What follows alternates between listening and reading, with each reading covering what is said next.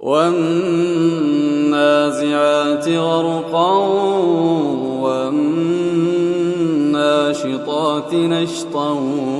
والسابحات سبحا فالسابقات سبقا فالمدبرات أمرا يوم ترجف الراجفة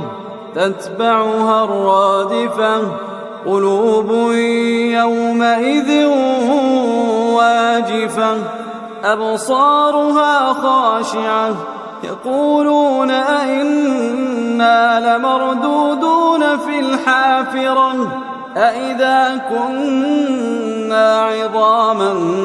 نخرة قالوا تلك إذا كرة خاسرة فإنما هي زجرة واحدة فإذا هم بالساهرة هل أتاك حديث موسى إذ ناداه ربه بالواد المقدس طوى اذهب إلى فرعون إنه طغى فقل هل لك إلى أن تزكى وأهديك إلى ربك فتخشى فأراه الآية الكبرى فكذب وعصى ثم أدبر يسعى فحشر فنادى فقال أنا ربكم الأعلى فأخذه الله نكال الآخرة والأولى إن في ذلك لعبرة لمن يخشى أأنتم أشد خلقا أم السماء بناها رفع سمكها فسواها وأغطش ليلها وأخرج ضحاها والأرض بعد ذلك دحاها أخرج منها ماءها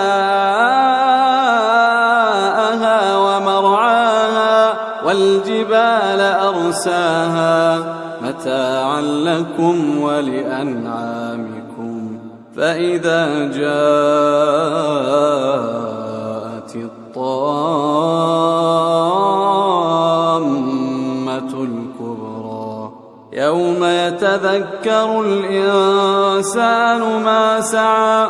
وبرزت الجحيم لمن يرى فأما من طغى وآثر الحياة الدنيا فإن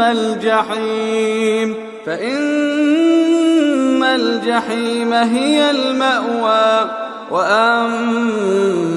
من خاف مقام ربه ونهى النفس عن الهوى فإن الجنة هي المأوى يسألونك عن الساعة أيان مرساها فيم أنت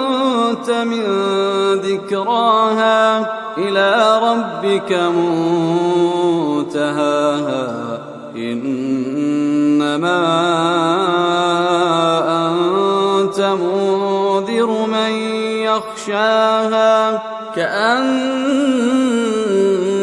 يوم يرونها لم يلبثوا إلا عشية أو ضحاها.